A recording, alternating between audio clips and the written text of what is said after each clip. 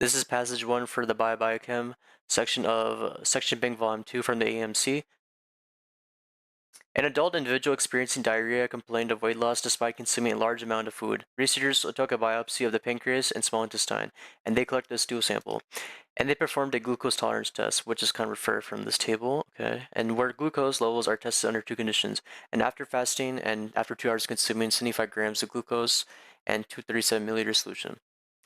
Okay, so what I like to do is I only refer back to this table unless the question asks so, because there's a good chance that even though it's referred to this table, there's some questions that may not ask it on the MCAT. So I will only go back to table 1 only after the question asks me to do it. Researchers detected glucose in the individual's urine and meat fibers and fat in the stool. A biopsy of the small intestine confirmed the presence of bile and the pH of 4. Researchers observed increased levels of bacteria in the large intestine and osmotic diarrhea. The biopsy of the small intestine showed a non-pathological structure, but biopsy of the pancreas showed inflammation. And so they're suggesting treatment with supplemental enzymes, okay. Researchers' analysis of the individual's pancreas showed that the inflammation was due to this virus. And this virus is a non-envelope positive sense single-stranded virus. RNA, okay, good thing to note. This virus enters target cells through the receptor located in the interlayer discs. This is a content review term because we studied hard, so we know that they have these interlaid discs, and or the decay accelerating factor DAF, which is expressed in epithelial and endothelial cells. This virus genome has an open ring frame of approximately 7.5 kb. So this is its base pairs. And the virus uses cellular autophagy to promote replication. And if it reaches the heart, it could result in arrhythmia due to dysfunction and depolarization and repolarization of the myocardial cells. Question number 1. Which hormone levels may be reduced in the individual described in the passage? Now, recall that our individual, they found that he had glucose in his urine and meat fibers and fat in the stool, and so that's what they saw abnormal from it. And so you can see that he had pretty high glucose levels, and so we defined something that kind of describes in the answer choices what's going on. So let's look through your answer choices one by one. Let's look at A. So secretin. So secretin has been known to if you remember from your content review, it's been known to increase motility in your digestive tract, as well as as well as help your digestive tract. And so this has not really have to do with the high glucose levels really. So we can come back to that later if there's no better option choice. Now, if we look at answer choice B, insulin. So insulin could be a probable answer. And if you think about your content review, insulin does have to do a lot with the regulating the glucose levels, because if you have insulin, right, insulin helps absorb glucose from your blood vessels and into your cells, need for to do glycolysis. But if you have low numbers of insulin, then you could probably have a higher amount of glucose in the blood. And so my guess would be that B would be a strong answer because of this reason. It has to do a lot with the individual having high glucose levels that's being output in his urine. So we can keep that for now. And so far, a stronger answer than A. If you look at C now, gastrin. Gastrin is also to do with a lot with similar ways secretin does, but gastrin, it helps promote, if you remember for your content review, it promotes the release of hydrochloric acid into your stomach to break down food, anything you've eaten. And so really doesn't have to do with regulating glucose levels. And so B will still be a stronger answer. So we can eliminate this. And now let's look at our last answer choice, CCK. This is known to stimulate our gallbladder to release bile. This bile helps absorb fats and stuff, or fatty acids, and when we're digesting our food. And again, this has not to do with regulating glucose levels.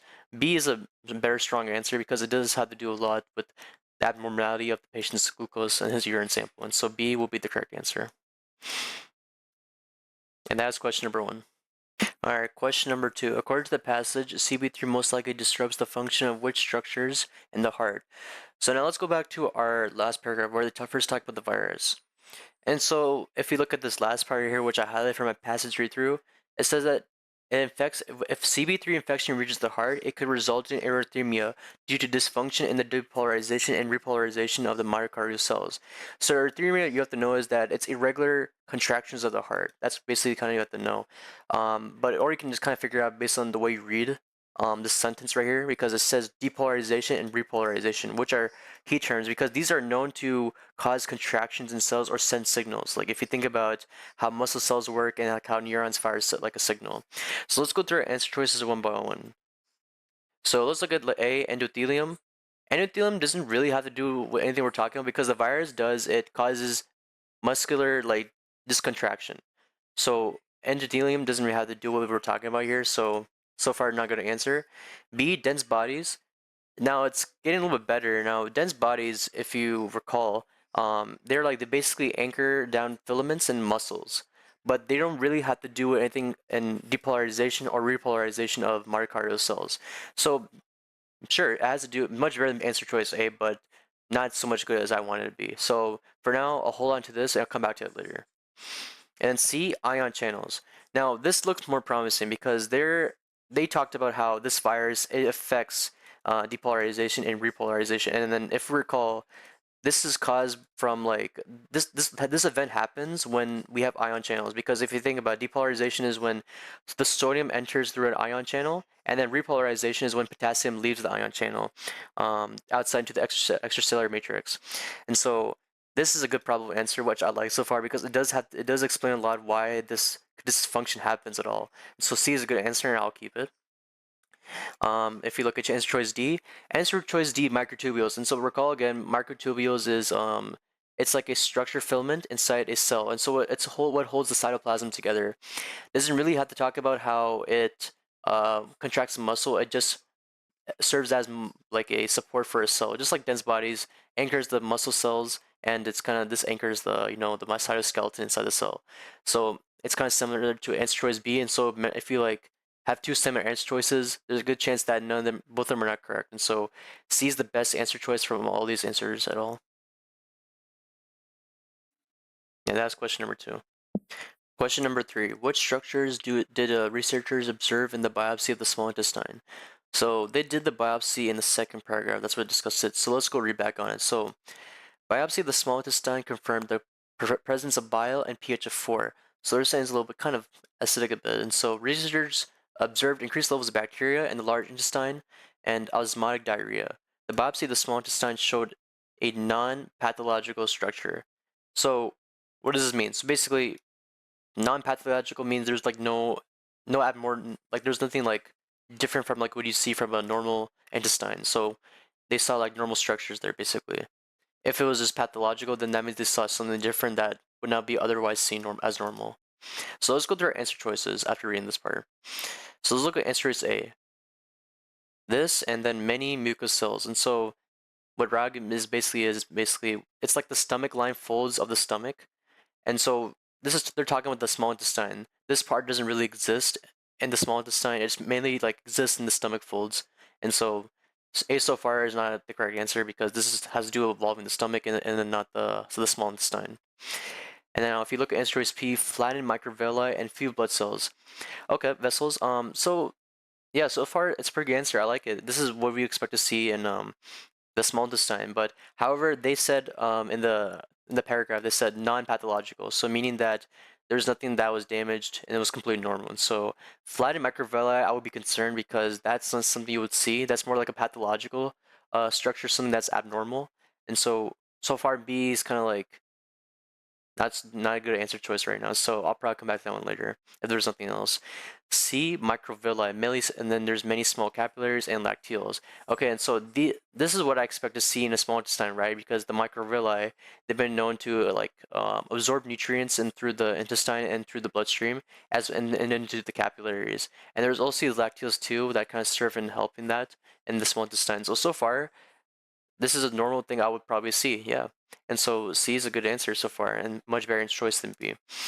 D, thick epithelium and with infiltrating white blood vessels. And so there is doesn't really explain what's happening, like what this has in the small intestine, I want to see like something like microvilli or some small capillaries, and then there certainly isn't white blood cells inside the the small intestine. So far C is much better answer than D, and so because of this part, white blood cells, I can safely eliminate this answer. So we're left with answer choice C, and that should be the correct answer. And that is question number 3. Question number 4. Which type of enzymes did researchers most likely suggest the individual be treated with? So recall that from our second paragraph, they said that researchers suggested treatment with supplemental pancreatic enzymes. Okay, and so recall that from our content review, pancreatic enzymes, their job is to break down peptide bonds from proteins. And so the way they do this is they use water. And so water, it does hydrolysis of the peptide bonds. So if I like show like a little diagram right here, um, this is your peptide bond, right? But then you have H2O, which is right here. It comes in, it breaks down this peptide bond, and it splits them into 2 different amino acids right here. And so that's basically the job of what the pancreatic enzyme does. Okay, so let's go to our answer choices. So answer choice A, hydrolases. So far, really good answer. I'm going to choose this because it describes what we're asking. It uses water to break down peptide bonds. Okay, awesome. So we'll keep that as our answer choice for now. Now let's look at B, ligases. The exact opposite of what we want. It actually joins and fuses like bonds together. You can see this mostly happening in DNA or like RNA strands, but you probably won't see this in the digestive tract at all. So B is not a good answer. C, lyases, very similar to hydrolases, and it's a kind of a tempting answer, but remember that pancreatic enzymes, they use hydrolases, and then also lyases, they only break down carbon to carbon bonds. And so if you look at your peptide bond, this is between a oxygen and this is between a nitrogen and a carbon bond right here. And so this cannot be it because it only breaks down carbon to carbon bonds. So this cannot be your answer. Oxyreductase, either it reduces or oxidizes a molecule, but we're actually breaking something down. So it's really A is much better answer because we said the definition of pancreatic enzyme. It breaks down peptide bonds, and so A is the correct answer. And that is the question number 4. Question number 5. According to the passage, what is the most approximate molecular weight of the polyprotein translated by the virus? Okay, so they're asking molecular weight of this virus right here. And so if you look at answer choices, notice they're asking for kilodalton. So this tells me right away that they want the weight of the amino acid basically. And so if you look back at our last paragraph right here, the closest thing we can see to start from anywhere is that they give us that 7.5 kilo bases.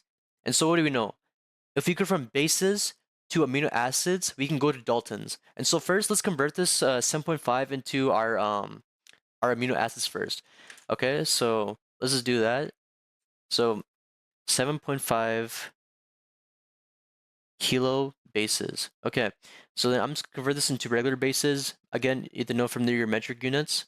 So this will be 7,500. If you move the decimal to the right 3 times, that's how I got that. So 7,500 bases. And so now let's convert this into amino acids. Recall that for in a codon, right? If you recall from your content review, for every 3 bases create 1 amino acid. And so we want to find how many amino acids are created. So we could simply do this by dividing 7,500 by 3. So if we just do 75 by 3, you get 2,500 amino acids. And so this converts to 2,500 amino acids created. And now we convert this into Daltons. And so this is the formula you have to memorize, and this is really important for the MCAT. 1 amino acid is equal to 110 Daltons. So now what we can do is just multiply. And so if you eliminate the zeros right here, just a quick MCAT trick. So if you do 25 times 11, it's 5, 2, 0, 5, 2, 5, 6, 7. It's 275,000. So this will give us 275,000 Daltons. Now the question's asking us that we have to give this in kilodaltons, right? So we can convert this into kilodaltons by moving the decimal 3 times to the left this way. So this will be 275 kilodaltons. And that should be our correct answer. And now if you go back to the question, they said approximate. 270 kilodaltons is our closest answer, so we'll select that. And that should be the correct answer. And that is question number 5. Question number 6. Which process is most likely observed in CB3 infected cells? So if we look down here, our last paragraph, It says right here, and the virus uses cellular autophagy to promote replication.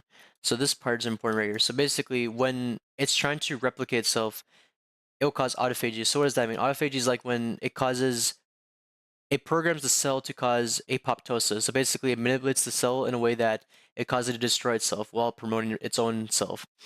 Okay, so I think this is the information we need to know before going to the question. Okay. So what's happening when it's affected? This should be happening when it's affected. It's gonna get autophaged. And so answer choice A, production of high levels of capases. This is a good answer. So think about it. Capases, they're a type of proteases that break down the cell. So like when the cell goes through apoptosis, these things get released, and so it breaks the cell down. And so I expect these levels to be high when the cell's been breaking down. So when the cell's being infected by this virus and it's going through apoptosis, I expect these to come out. So A is a good answer so far. B, production of a new cell membrane. Again, we talked about that the cell's being broken down by the virus, and so there's nothing new being created. B cannot be the correct answer because no new cell membrane is being produced. Things are being destroyed. C, replication of intercellular organelles. Similar to answer choice B, nothing's being recreated, it's being destroyed. So C is not a good answer. D, replication of cellular DNA. Again, it lines up with B, C, and the other answer choices. It's being destroyed. The virus is hijacking the cell's machinery, and then it's, as a result, causing apoptosis. So things are being broken down, and that includes DNA because DNA gets broken down to fragments during apoptosis. And so D cannot be the answer either. And so A, I expect that to happen. So A should be the correct answer. And that is question number 6. Question number 7. Which sequence of events does the virus most likely use to replicate in host cells? Okay, so if we look at our last paragraph right here, it says that they said describe this virus as non-enveloped, positive sense, and single-stranded RNA enterovirus. Okay, so this should be enough for us to go answer our question. So let's go through answer choices one by one. So if you look at answer choice A, it says generation of DNA from viral genome followed by DNA transcription and RNA translation.